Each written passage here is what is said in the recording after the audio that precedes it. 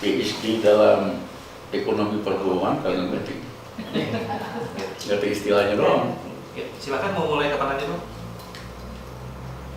Jadi semakin lama pemerintah kita semakin otoriter.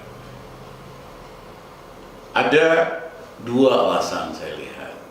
Ada yang memang melihat dan selalu berkata model Cina itu bagus sekali dalam pembangunan ekonomi.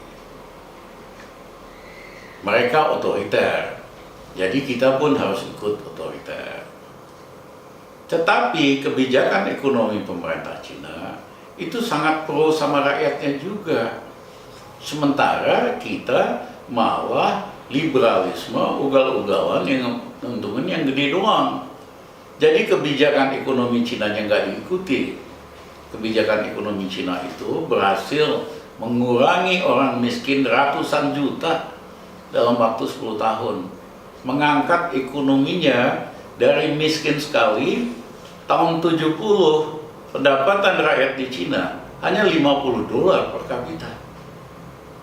Kita 2 kali Cina waktu itu, $100. Hari ini pendapatan rakyat di Cina hampir 3 kali kita. Dia jadi kekuatan ekonomi nomor 2 di dunia. Jadi kebijakan ekonomi Cina ya memanfaatkan negara untuk memacu pertumbuhan ekonomi itu kagak ada. Tapi nyontek sistem politiknya yang otoriter. Karena mereka pikir kalau semakin otoriter makin gampang. Ya pertanyaannya makin gampang buat apa? Buat membangun atau untuk KKN? Yang terjadi kan semakin otoriter semakin gampang KKN gitu. Korupsi. Ya, bukannya pembangunannya lebih maju gitu. Nah, yang kedua, mungkin juga kalau pemerintah tidak ada prestasinya memble, umurnya sebetulnya udah pendek. Itu hanya bisa diperpanjang kalau dia semakin otoriter. Nambah umur lah istilahnya. Ya. Tapi nambah risiko juga, semakin otoriter nanti kalau jatuhnya juga menyakitkan gitu. Nggak baik-baik. Nah, kenapa saya bilang ini pemerintah semakin otoriter? Satu, partai politiknya diatur, sangat diatur. Ya, semua partai politik seolah-olah jadi bagian dari pemerintah. Saya ini penasihat ekonomi fraksi Angkatan Bersenjata di DPR. Ya, tahun 92 sampai 98 saya juga penasihat akhirnya fraksi Golkar, P3, PDI waktu itu. Ya, kami bantu. Nah, kalau saya bandingkan dengan DPR hari ini, zaman Soeharto DPR-nya lebih dinamis. Karena semua ngerti, boleh ngeritik kebijakan menteri, tapi nggak boleh ngeritik ya Pak Harto dan keluarganya. Iya kan? Jadi anggota DPR itu berlomba-lomba buat ngerti masalah, buat nanya menteri. Jadi hidup DPR-nya, pemberitaannya juga bagus-bagus.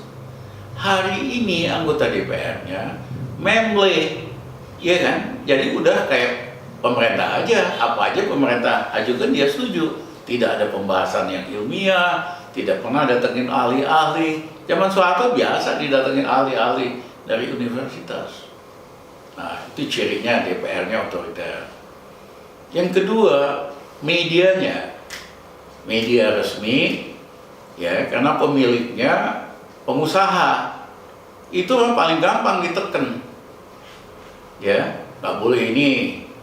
Misalnya LC dilarang. Karena pemiliknya kan pengusaha, iya kan? Tinggal diancam aja, lu nggak dapat proyek lagi loh, lu kredit kita matiin loh, iya kan? Akhirnya semua karena media kita dikuasai oleh pengusaha, kagak ada yang berani. Ya, bahkan jadi alat. Ada pengusaha TV besar, harusnya masuk penjara, nggak bayar pajak, pemerintahnya ketakutan. Ya udah dah, yang penting lu dukung gua gitu. Ya, nah, jadi persnya itu makin lama semakin otoriter. Nah, ditambah pula oleh adanya undang-undang ITE. Undang-undang ITE ini bagus sekali, dimaksudkan untuk melawan kejahatan kriminal di dalam bidang online dan finansial. Itu tujuannya, supaya kalau ada orang main di sektor keuangan dan finansial secara online bisa dihukum, supaya masyarakat nggak dirugikan. Tapi belakangan sejak 3 tahun terakhir diubah undang-undang ITE ini khusus untuk memenjarakan, menghukum lawan-lawan yang berbeda dengan pemerintah. Nah, dari segi ini lebih gawat, lebih berat dibandingkan undang-undang anti subversif zaman Pak Harto. Saya kan pernah sama kawan-kawan di penjara, diadili oleh undang-undang subversif, anti subversif. Tapi kita diadili. Yang kedua nggak langsung ditangkap. Hari ini undang-undang ITE, kalau saudara kena, hari ini saudara diperiksa, langsung bisa ditangkap. Loh, zaman Pak Harto aja kagak gitu. Ya, yang namanya otoriter, masih ada proses pengadilan dan sebagainya. Diadili semua kan, dulu itu fatwa diadili, siapa diadili, kami diadili, ya kan. Nah, hari ini nggak usah, saudara salah ngomong aja di sosial media, langsung bisa dipakai undang-undang ITE, saudara langsung ditangkap. Jadi makin lama makin otoriter. Ya, tidak selalu otoriter itu memberikan hasil seperti di Cina, kecuali kebijakan ekonominya pro sama yang bawah. Nah, ini pro sama orang asing, pro sama yang gede-gede dalam negeri, rakyat sih makin ketinggalan.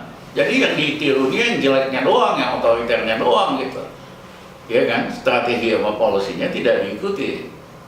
Yang kedua saya katakan, ya kan, semakin otoriter ini menunjukkan kepanikan, menunjukkan semakin groginya kuasa, memang memperpanjang umur dia. Tapi saya juga mau ingatkan, sing eling, biasanya kalau semakin otoriter nanti jatuhnya malah semakin gak enak. Jadi juga jangan kebangetan. Itu aja. Terima kasih.